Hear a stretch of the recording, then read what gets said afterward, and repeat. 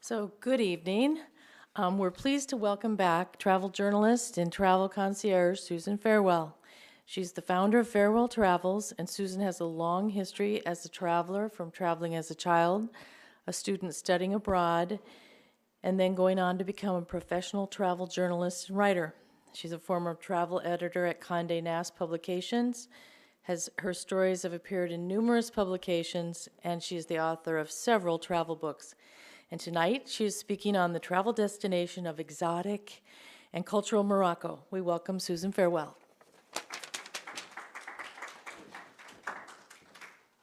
Thanks, Jocelyn. And thank you, everybody, for coming out tonight.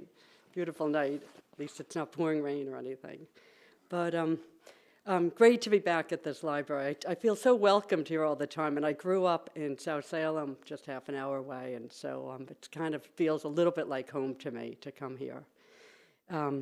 But I'd like to start by asking, has anyone in the room been to Morocco? Oh, a couple of people. Great. Okay, great. Has anyone been to the African continent? Great. And what about, has anyone taken an international trip in the last 6 months to a year? Anyone planning to take a trip in the next 6 months? Great, great. All right, well, tonight what I'd like to do is really just introduce you to this incredible country that is just such a wonderful destination to go to.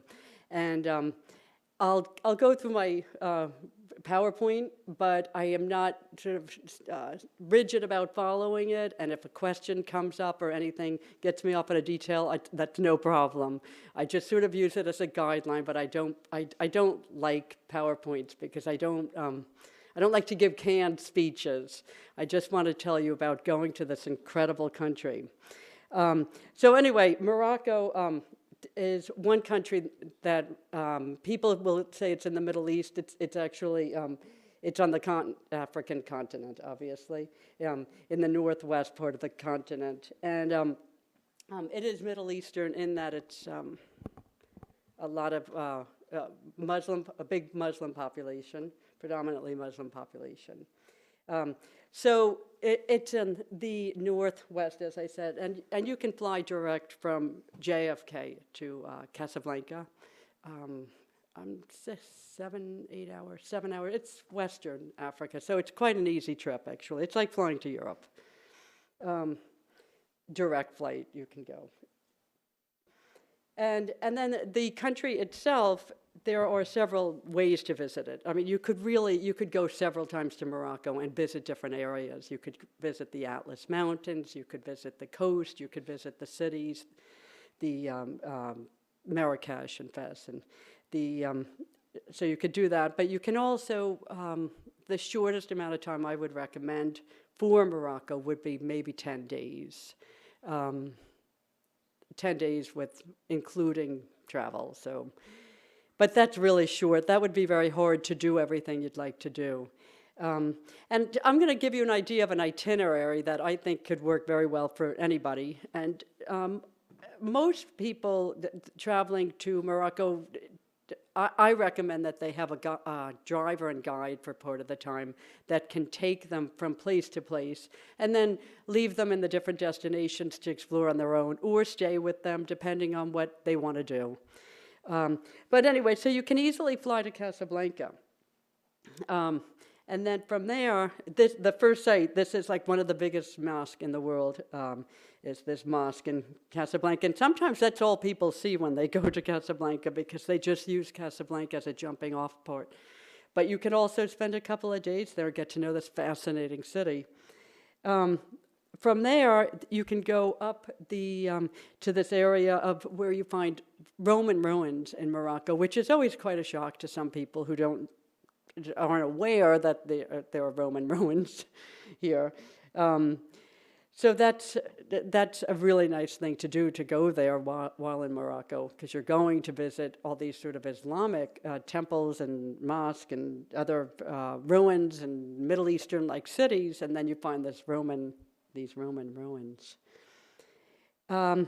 What I love about Morocco is that it's a wonderful juxtaposition of very modern and very old-fashioned primitive in times.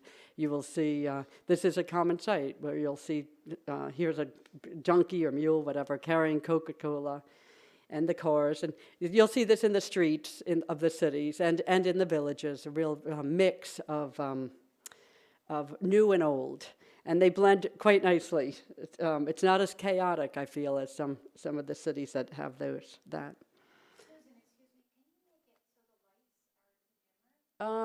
Jocelyn, yeah, you're right. They're not that great. They're a little washed out. Yeah. Can you turn it down? If possible. Yeah, you're right. You're right.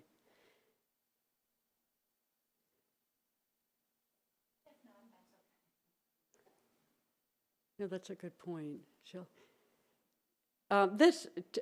Another thing about the old and the new being so close to one another is there's a lot of old. I think the audience got darkened. That's better. That's better. Yeah. Okay. It's not. I'm not a professional photographer. Yeah, that was better with it a little darker. Like that. That's good. Yeah, that's good. So another thing that you find in Morocco is ancient crafts that are still being done the way they were done when they were, centuries ago, basically. And this woman is painting pottery, and you can go into these shops or these factories and watch these craftspeople creating incredible masterpieces, and they're using these old techniques and tools. It's really phenomenal. This guy is doing stone cutting for mosaics. Some people will go to Morocco and they'll order mosaic windows, mirrors, and mosaic tables, and mosaic murals, a lot of things, and really work with the Moroccans in picking out the design, the color, that sort of thing. And then they'll do it right there. And of course, it's shipped. It takes a long time to make each piece, but it's shipped back. Then the marketplaces all over Morocco are just wonders in themselves. And if you've been to Middle Eastern countries or African countries, or even Caribbean, Central, South American countries, you know that open markets can be fascinating everywhere. But I have never seen markets quite as fascinating as in Morocco. The quantity of markets and open markets, and dates are huge all over Morocco. So you have this incredible variety of dates to buy, and you can go to the markets and sample different ones right there. And then, of course, there's all these spices and that come in every color, every smell, and you can, and the cities smell like the spices. It's a very wonderful learning experience if you're traveling with kids. Because they get to see so much about the old style of life and how people used to sell things and still do in Morocco. So here are more spice and beans and all sorts of herbs. And these are the leather dye pits in Fez. And basically, leather is a huge product that they sell in Morocco, and they dye them in a very old-fashioned way as well. Each one of these pits has a color, and the leather dyer will actually get in the pit and stomp around. So you'll go in with a natural leather bag and put it in a red dye, and then he'll stomp on it, and it becomes a red bag. So you get to watch this. You can watch this. It's really a fascinating sight to see. And then the food in Morocco. I find that in Morocco, the food is naturally good and healthy for you. It doesn't have preservatives. It's nothing like the food that we eat here, basically. This is called a tagine. And most of the food, most of the major meals are prepared in tagine, steamed in these ceramics. And they often consist of couscous or potatoes, and a meat. and then vegetables, and they're always very fresh and very filling and delicious and aromatic. It's, beautiful, beautiful fragrances from the food. So you can go to Morocco and have extraordinary culinary experiences.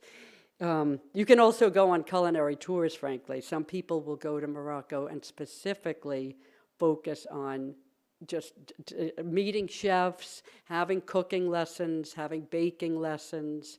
It's a focus that some people do when they go there. One thing is for sure, you will not go hungry in Morocco.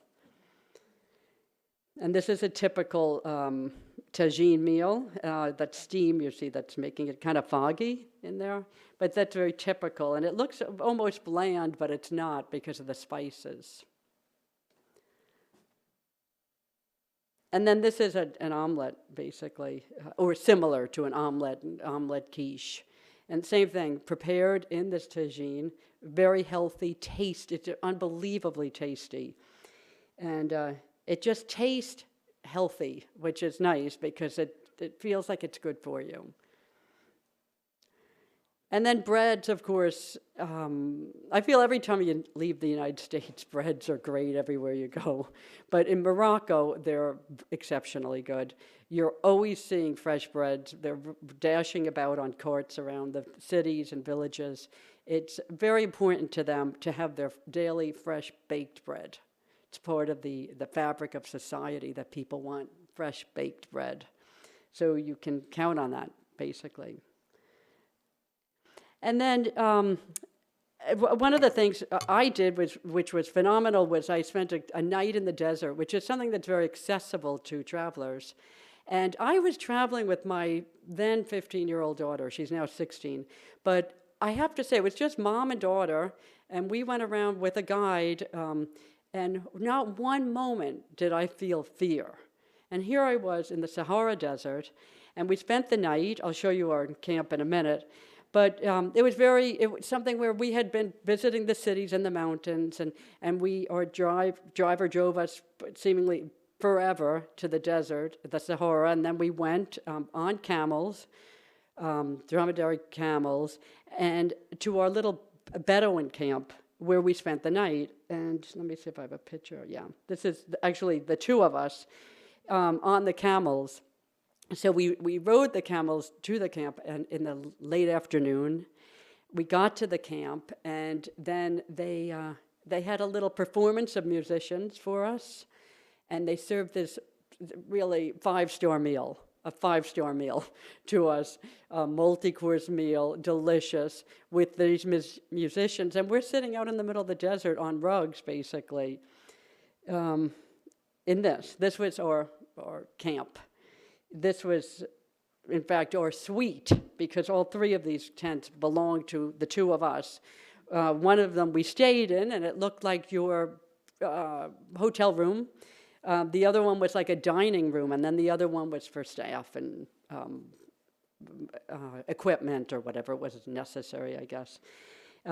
So it was just an extraordinary experience to be able to go to the desert and spend the night there. And then the following morning, we got up before daybreak, got back on the camels, and meandered through the desert to these brilliant orange dunes, and we sat on top of climbed up and sat on top and watched the sunrise.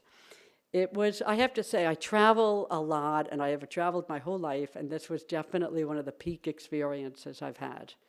And again, I never felt endangered. In fact, I have to say, I never felt afraid in Morocco at all. In fact, we were in the crowded main square of Marrakesh on a Saturday night. And when I say crowded, I don't think I've seen the likes of it in this country, how crowded a square could be. Enormous square, and everybody in the city's out in the square. And we were walking through, enjoying the festivities. There's food and that sort of thing. I never worried. And I'm not an intrepid type of traveler. I don't take risk. I like to feel safe and comfortable. And from beginning to end, in my trip to Morocco, I felt safe.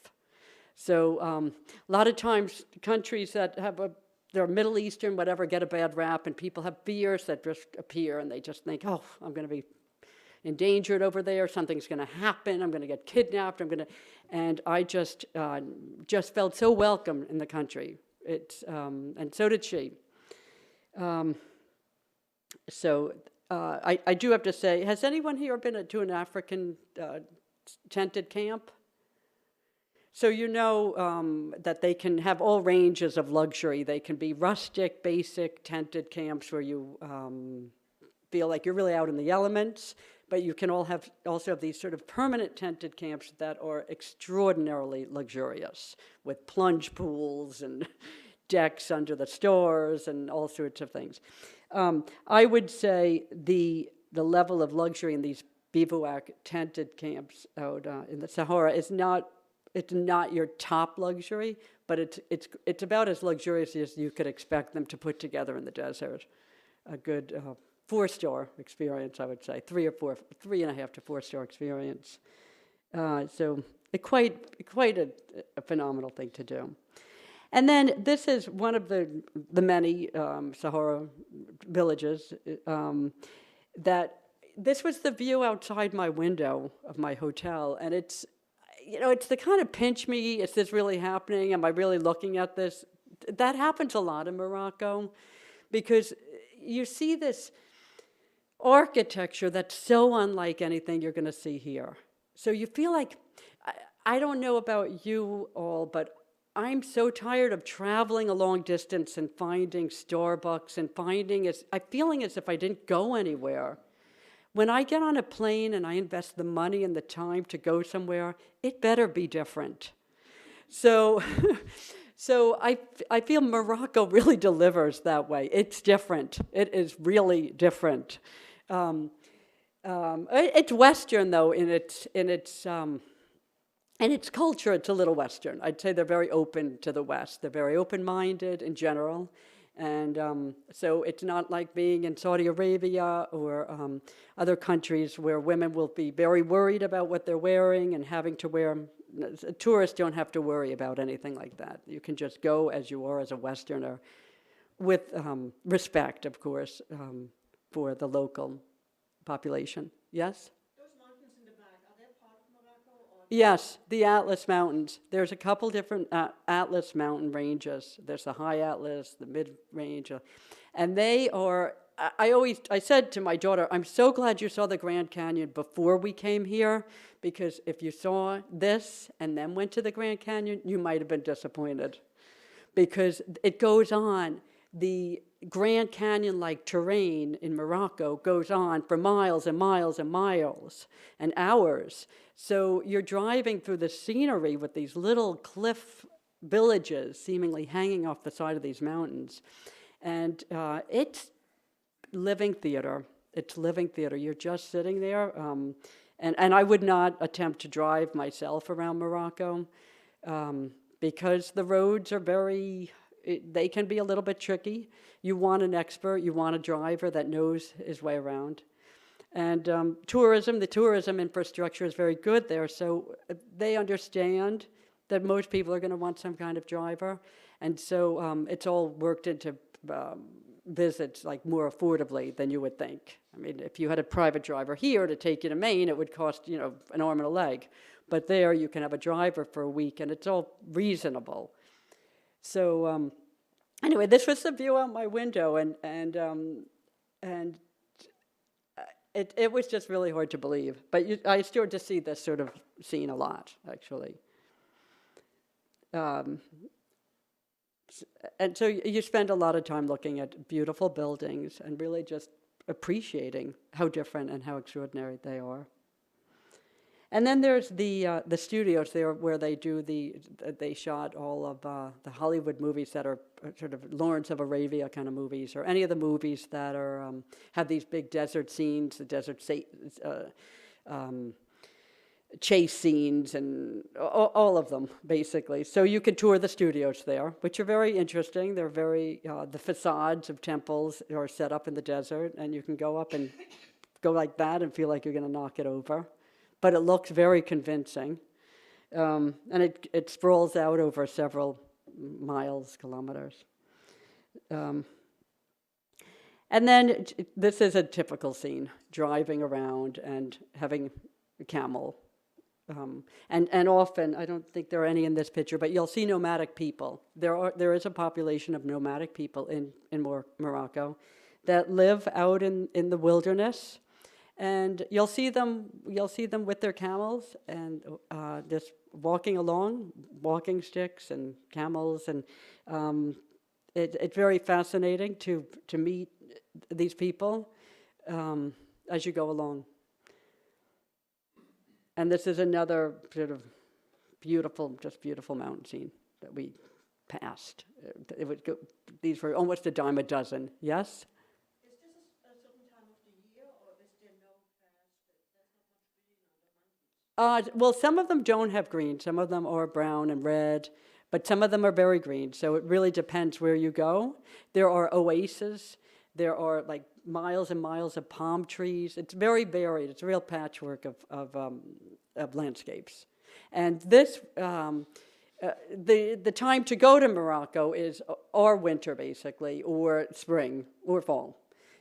Not the summer. I would say not the summer because it's like 105 degrees, at least in the cities. You can go to the coast and it will be a little breezier, and that's where the Moroccans go. But mostly, if you want to go to Morocco and really explore Morocco, I would go February, March, April, May. Those are good months to go. I think May might be one of their high seasons. It does tend to get a little bit more expensive, and you have to make plans sooner. But I went in February, and I found that the temperature was just right. It was, I mean, maybe not as many blossoms and maybe not as much greenery, but to me, there's enough color in the country where that was okay.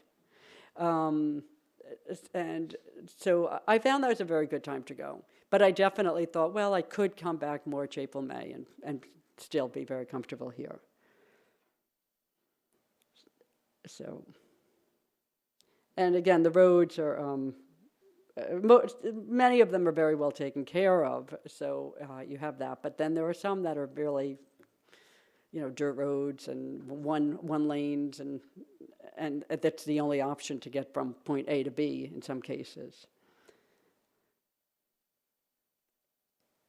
This is the Oregon Cooperative, which is there's these nuts that these women in Morocco sell. From the nuts, they make all sorts of oils and lotions and sort of miracle kind of creams and soaps. And there's also an oil from the nut that is used for food, basically. And so that's something that's, it's a cooperative that's all women work there, and all women are doing all of the work and selling these. This is just, it's one of they're very sort of progressive in the economic, environmentally being aware, and they're very progressive in many cases. And then shopping is huge in Morocco. I actually was sort of a victim of Hurricane Sandy last year, and I don't know why I didn't measure every room in my house before I went to Morocco, because you can buy beautiful, beautiful rugs at just a fraction of what you'd pay here. So I always say to people when they're going to Morocco, do yourself a favor and measure your rooms and look at the colors, and because when you get there, buying rugs is part of a visit. You don't have to, of course, but it's just a great thing to buy. There are a lot of great things to buy in Morocco, and some countries are good for shopping, others are not. I just came back from Argentina, and I didn't buy a thing. There was nothing I wanted to buy.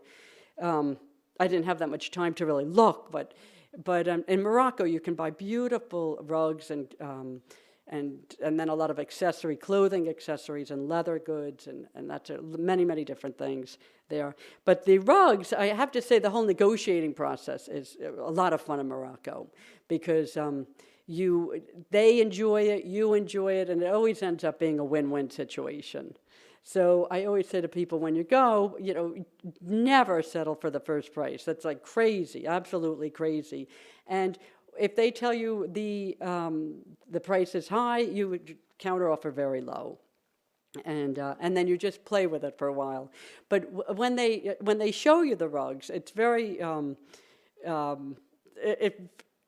inspiring sales technique, I have to say, because you walk into the rug store and you'll sit down and they'll bring you tea and then you just sit there and they'll bring the rugs to you. So it's a lot of fun. I really found it to be a lot of fun there. And there are certain rug places that are better than others, and many of them the rugs are handmade by the Berbers in the mountains, and just gorgeous. Yes?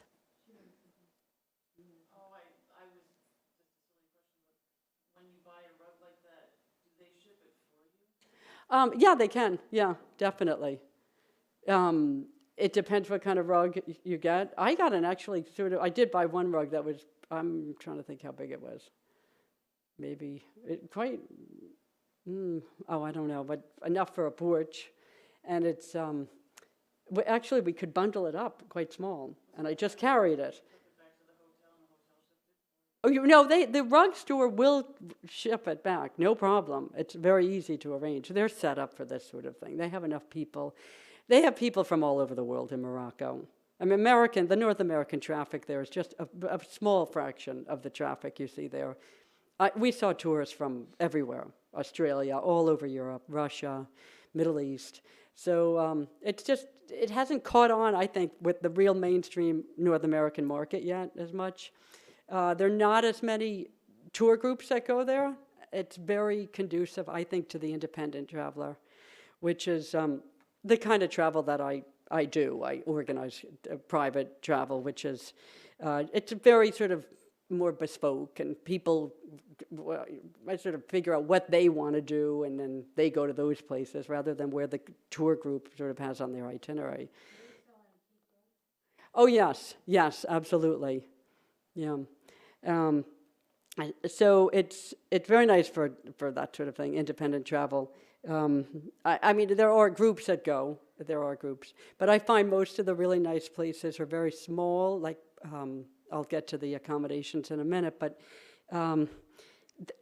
the best places to stay have fewer accommodations, sometimes 3-4 rooms, so they can't really accommodate a big tour group as easily as some of the other destinations. So it's very nice to go on your own. And then jewelry, of course, lots and lots of jewelry, antique, vintage, and modern jewelry with really great designers, Moroccan designers. And then just a little bit about the hotels. The hotels, the range of hotels in Morocco is mind-blowing. Their definition of luxury is very different than our definition of luxury. For them, it's all about, you walk into these, well, on the outside, they can look very bland and just like sort of a terracotta wall, and you'll see a little door, and you'll think, what is this, a ghetto or something? And you walk in, and it's like, oh my goodness, it's all mosaic. There's a huge fountain in the middle. There's air and light. There's an open atrium. They don't display their wealth on the outside as much as some other cultures. So they hide their wealth that way. Even if they have really expensive cars, they won't park their car near their home. So they hide it. And it's quite interesting to see that. It's just very different from what we're used to. So you will walk into these hotels, and they're called, in some cases, they're called riads, which is R-I-A-D. It's, they're really old palaces. They're a man's castle. And some of them are hotels. I mean, they're all hotels now. They can be small guest houses where there's just 1 or 2 rooms, where they can be several rooms, different sizes. And they are beautiful and comfortable, I found. This is this is just one of the courtyards within the one of the riads we stayed at. And this is another one. Some of them have multiple courtyards and multiple pools and waterfalls. It's really nice. Do people swim in the pools or just to look at? No, they do. And sometimes you'll see like a pool full of flower petals, rose petals. They have this sense of romance and what makes a place special. They have a real sense, they're sensitive to that sort of thing. So I find when you arrive at these riads, the first thing they do is you get to sit down and relax in some beautiful, comfortable chair, and they'll bring you tea and cookies or biscuits, and just let you settle in and sort of just observe the beautiful environment you're in. There's none of this frantic, here's your room key, now, get in the elevator and move on. And it's very, very welcoming on a very different level than what many of us are used to. This is the inside of one of our riads, or room, which was a bunch of several rooms in it. They have beautiful fabrics and cushions and pillows and everything. It's a real sensory experience in Morocco, wherever you go, because everything seems to have a texture, a fragrance, a meaning. It's really, really wonderful.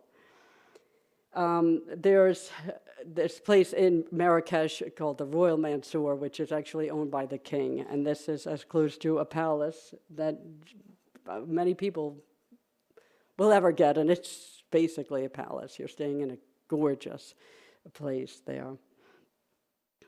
Anyway, I always like to wrap up my talks with wherever you go, we hope you fare well. Farewell is my last name, and it's my, so now I'd like to hear, okay. All right, I'd love to hear from you. Questions from you. Yes? Oh, definite. There's Arabic, there's Spanish, there's Berber, several different languages. So, yeah. Mostly. Definitely in the big cities they understand English, yeah. Oh, and French. I'm sorry, I didn't say French. Arabic and French are the main languages. Yeah. I can't believe it. Yes? How's the plumbing? The what? Plumbing. Oh, the plumbing. Actually, they had a full bathroom in that bivouac. Yeah, in the Bedouin camp we were in, they had a full bathroom in one of the tents. It was like something you'd find in a hotel room. What about the hotels or when you just go into one or two guest rooms? How's the plumbing in there? Modern and efficient. I mean, we didn't encounter any problems. Yeah, I mean, even in what? You don't have to share. Well, I mean, wherever you go, you have the option to go to guest houses where there's a shared bath down the hall. But in general, these riads I'm talking about, you have your own private quarters. They really, really appreciate privacy there. And especially for the traveler. They know the traveler wants privacy. So, yes? Places like Marrakesh and Casablanca, are those places that you could just sort of go and hang out, or are they big enough that you have to have? Yeah, excellent question. In both Marrakesh and Fez, there are what's called medinas, which is like a maze of markets and residences. And you can definitely explore on your own for hours and hours and be very content and take pictures. And so you don't need somebody trailing you the whole time telling you where to go. But what I find in cities like this is that when I arrive, I like to have a little orientation of a walking tour, because with a historical guide that can really point out the most worthwhile places to go, see. Then I go back on my own and do the museums, or if it's something he suggests they have to drive us out to, we'll do that. But I always like, it's in major cities like this that are so dense with history, I think you're doing yourself a disservice if you just carry around your guidebook and try to figure it out. You can get some, I've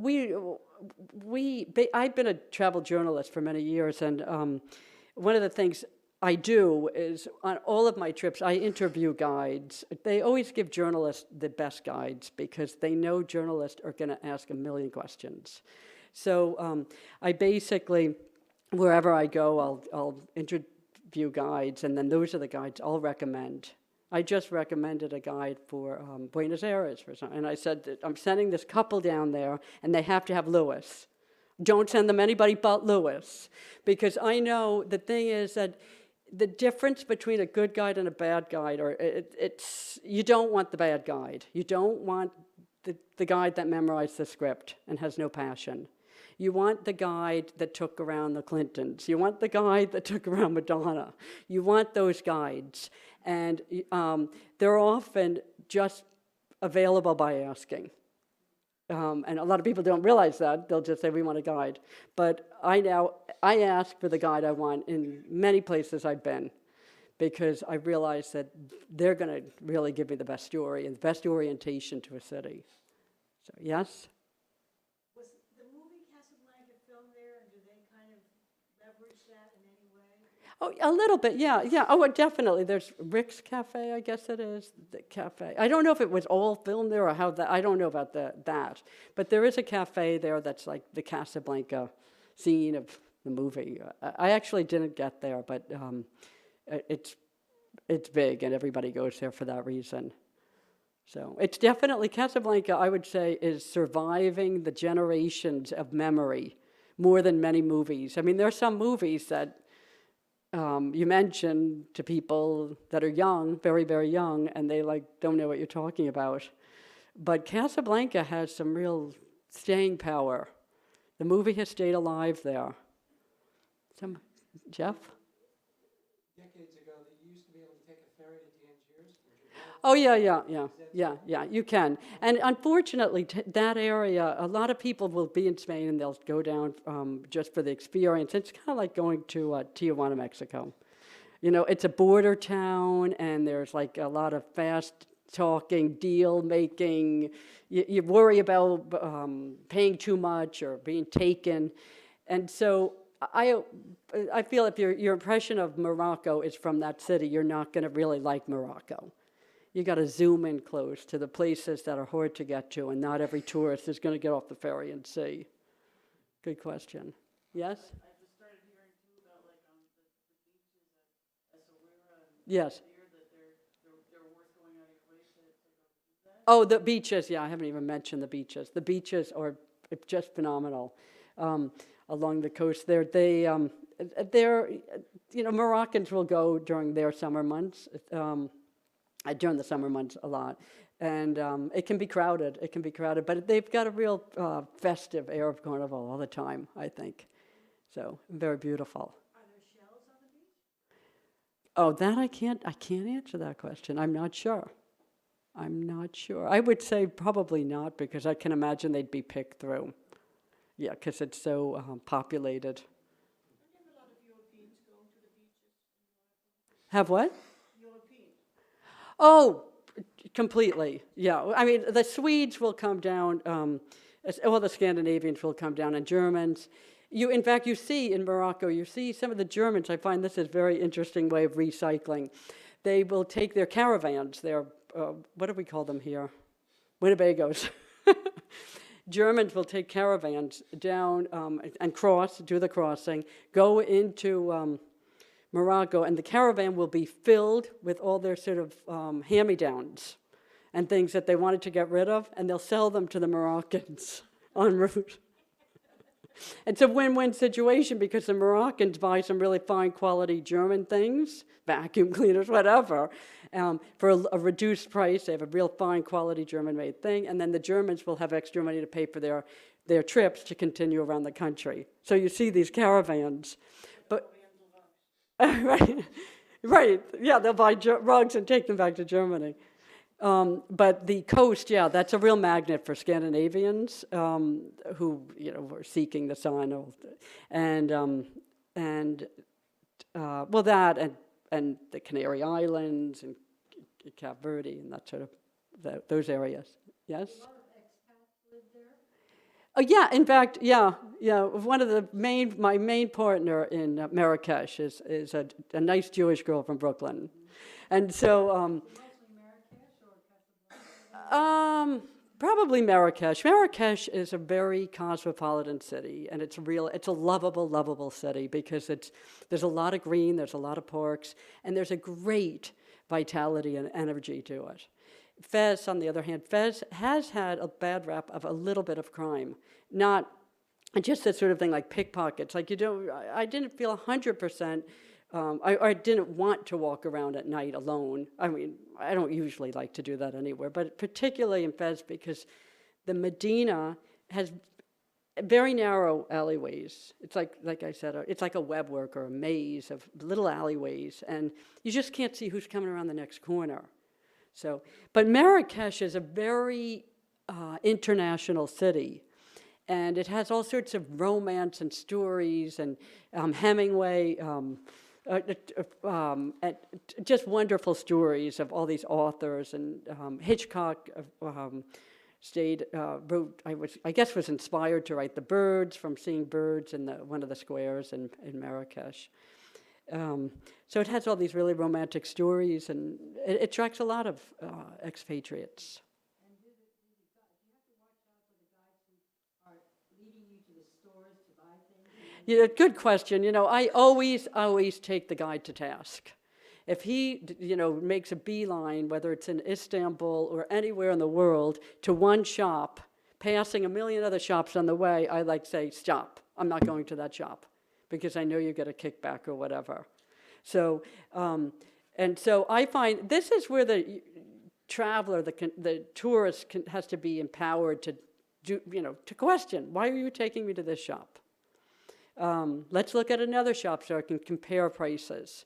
So yeah, I think you always have to be on guard for that, because that's, I can see it, how it would happen, because the shopkeepers will, invite them to do that and say, if you bring customers, we'll give you a percentage. And so I can see how it happens. I just feel that it may not be the cheapest place, it may not have the best variety, but alternatively, sometimes it is the cheapest place, sometimes it has the best variety. So you just have to ask your guide right out, what's the story here? So I do that, yes. Going back to expats, is it inexpensive to live there? I mean, how Yes, it's definitely, I can't quote prices of apartments and stuff, but the cost of living is much less. Yeah. And there are a lot of entrepreneurial expats that put together, like this woman I know that is one of my partners there, that really specializes in incoming travelers. And I work with her when I'm sending over couples or families. I'll work with her and say, I want them to stay here and there, and can you piece it together for me? Can you, I want you to get them this driver in particular, who I really thought was a great driver. And so she's very entrepreneurial. She's married to a Berber, and she has, she is always helping with North American travelers going to Morocco. Yes? So I'm assuming with the French influence, it's not a dry country. In other words, you can get a glass of wine. Oh, yeah, totally, yeah. Okay. Yeah. So what time do they go to dinner at night? Like, when do you dine? It's late. It's not as late as Greece or Spain, though it can be. Maybe 9, 8. I mean, you can always get food earlier, but it's not like in Buenos Aires, there are restaurants that don't open till 8. But in Morocco, I found they opened, but the crowds don't really come till later, 8, 9 o'clock. They start, and that's. The restaurants, all of my experience with restaurants was outstanding. Outstanding restaurant experiences. And they pay attention to the details. There's musicians. Often the restaurants are in these beautiful environments where you have a water element. They love water elements. So they'll have like a waterfall or a small pool, and it's very refreshing, because sometimes the cities can be hot. Not that much in February, but they can get hot. And so it's very nice to have air and water, and it's fresh. European restaurants there or mostly Moroccan? Oh, no, there's a mix. Yeah. But mostly I would say you're going to get Moroccan cuisine. Yes? Share tables? Oh, no, not unless you're looking for a place that would do that. They don't? I saw some, but you didn't. It's not something you have to do. Or they would share it the way they would in any European country, basically. If you're alone and you wander into a bistro and you want to share that's acceptable. But it's not like you're eating family style. Normally, you just make reservations, or you just walk into a restaurant and you just, yes? You and your daughter, Mm. my mother and I went. Oh, great. And I was your daughter. Oh, that's so cool. I love that. I love that. Ways back. But and and we went to Marrakesh because we took a bus from, my mother never liked to backtrack. And every place always went back to Casablanca. So we took a local bus to Fez. Oh, wow. And we met in the market with the full moon. And all the locals. And the girl Yeah. was stuffed under in the luggage thing. People kind of coming on and, that was fascinating. So I'm sure it's That's, if you, we had our guides, but because she sounds like you, that very nice, you don't want to be afraid anywhere. But this thing is like her determination not to go backwards. We took this wild ride. But there was totally different is about the carpets. We were told a story of like you should probably always be aware of antique carpets because there is that desert, and they would say that they would take the new carpets oh, to and the desert and antique. So being very cautious about what you're buying. yeah, you do have to be cautious. But that's, yeah.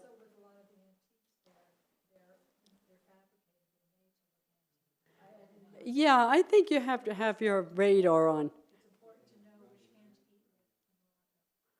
Oh, that's true. Yeah. You have to be very careful which hand you eat with in Morocco. You are only to eat with your, I think with your right hand, and your left hand, you should sit on it. Because if you were to use your left hand, they consider that insulting, and it's because, for hygienic reasons, because they use their left hand for wiping themselves. And there's an area when I was in Morocco where we went into a village area and there were lots of children, and I got a sense of that because one of the Oh, things yeah, I the found villages for in sure. villages, the kids would grab your hands and arms, and I did smell.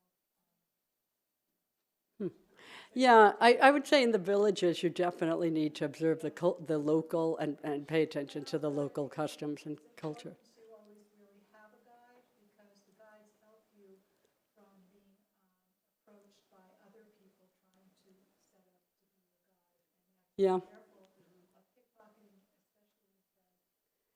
And you're right about that. And the interesting thing about Fez that's so remarkable is it's such an old city. It's a must to go see because you'll never see anything like it. It takes you right back to a period in time that you will not believe the sights and the scenes you'll see.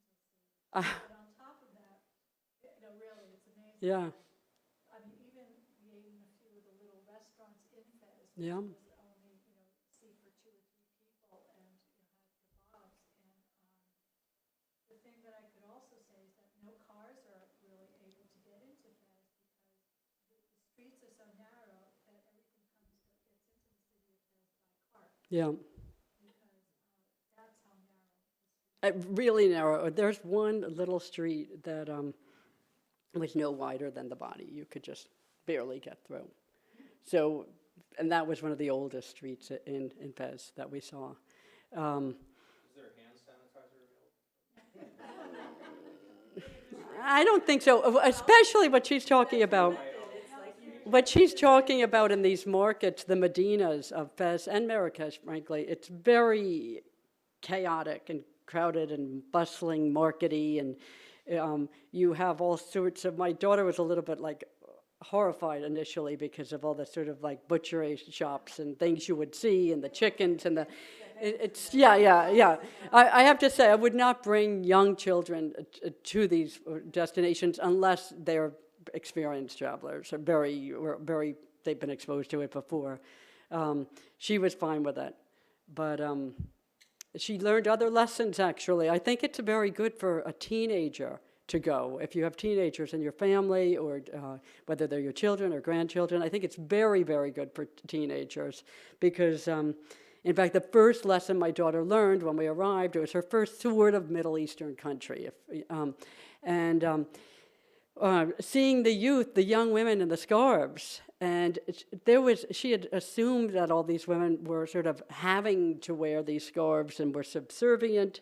No, that's not how it is. These women wore the scarves with great fashion sense and quite chic and cool, and they all had their own sort of sense of fashion.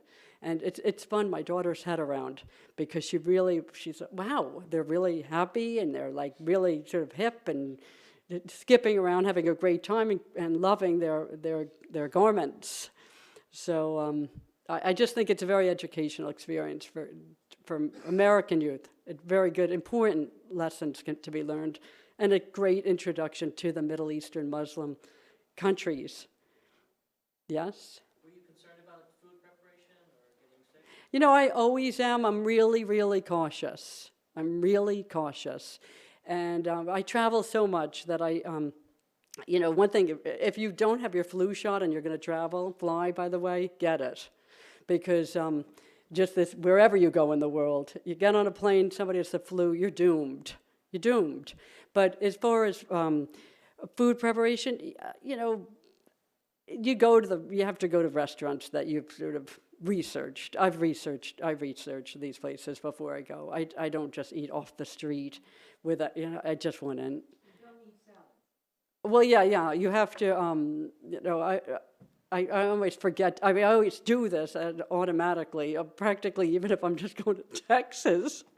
I don't, I drink bottled water whenever I can, and I, keep your mouth shut when you're in the shower and brush with your teeth with bottled water, so precautions like that, and then, and eating fruit that doesn't have to be peeled. It can be very dangerous, and the raw vegetables. Many of the hotels are, will serve cooked vegetables, or they'll have water filtration systems for the higher end hotels. Will definitely have that. You have to be careful when you travel to any country. But I didn't feel it was as primitive as like Egypt is pretty, and some of the African villages I've been in have been very primitive. And I was really, really afraid to eat anything in some places. I never felt that way in Morocco. I always felt like there were enough sort of trusted restaurants around. And again, their tourism infrastructure is very, very finely tuned. They're not, there are some countries in the world right now that are like Vietnam and Cambodia. A lot of people just started going to these places in the last several years, and their infrastructure is not really ready for this kind of volume. So there's a lot of compromise in standards and what you might, but Morocco is not the case. Morocco, for Europeans has been a very popular destination for some time, and Australians and many other people come to Morocco and have been coming for some time, so it's very, very buttoned up that way. Yes?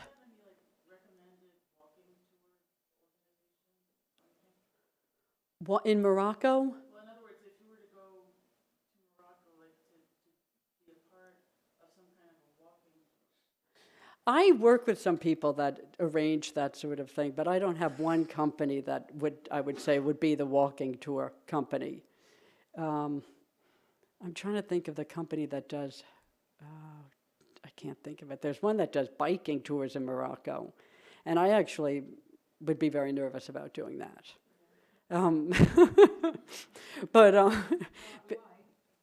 Because the roads, they're not very wide in some places. They can be very dusty, and they also have, they can be a little chaotic with the different pony carts and the trucks and the cars, fast Mercedes-Benz go. It's just like this combination of traffic that if you're trying to navigate this on a bike, and I mean, back roads or, Jeff, maybe you know.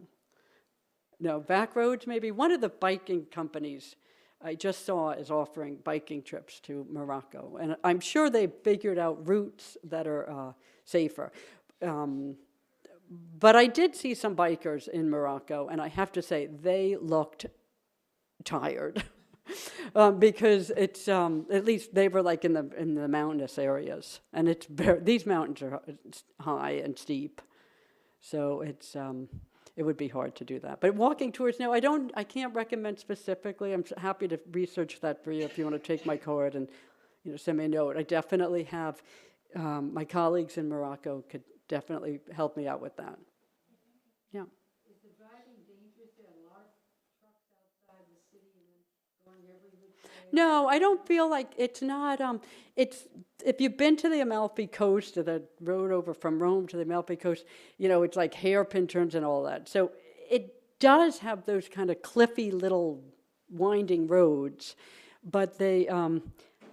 I didn't get the sense that there was like, demolition derby kind of driving in the mountains. I felt like people stayed on their side, and that it was more organized. That's one of the things I liked about it too. It was a little bit. I felt a little bit more comfortable in a car because I tend to get a little nervous if I think they're whizzing through mountains and an orange truck is going to come around the corner on the wrong side of the road. I never saw anything like that. It always seemed like orderly.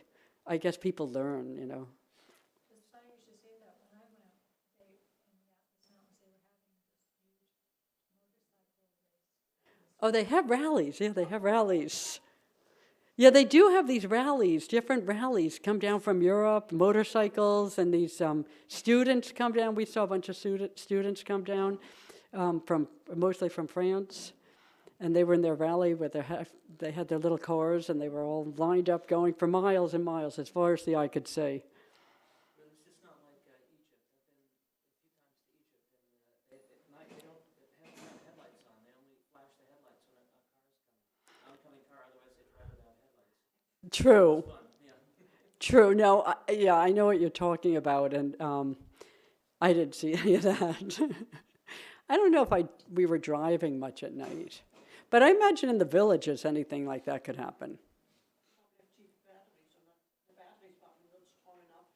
Well, that's a good point, actually. Yeah. When my mom and I traveled, I know we went on like wonderful buses, aside from the one that we took the local bus, which is wild and crazy, but like taking coaches to places, I think would be Oh, it's still, and not driving. I want to meet your mom. I mean, she just sounds like a phenomenal woman, and I think that kind of travel is really exciting. But the truth is, most of the people I find around here have a very limited amount of time to travel. So that kind of travel is going to take you twice as long as if you're. Well, that was, when we took the local bus, that was because she wanted to make time. It's like, Oh, really? Oh, that's funny. I just find those kind of trips are very nice and rewarding on a different level, but they often take more time. And most people, if they're going from here and they have a family, they're trying to 10 days might be all they can squeeze out of one of the vacations. Oh, wow. Oh, well, yeah. You can go fast and miss a lot, though. So, what a character.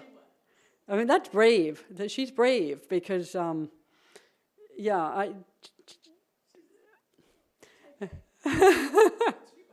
that's great. More questions? Well, thank you all for coming, and go to Morocco. It's a wonderful country. I'm sure you know that by now. And I'll be back again November 7th, I think it is, 10 a.m. in the morning, and I'm going to be talking about multi-generational travel. The European one has been changed. It's going to be multi-generational travel. But you're the second person who said that to me, so now I'm questioning our decision to change it. November 7th in the morning, though, 10 a.m. So, thank you. Good. Okay, good. Thanks. Oh, yeah, yes. In fact,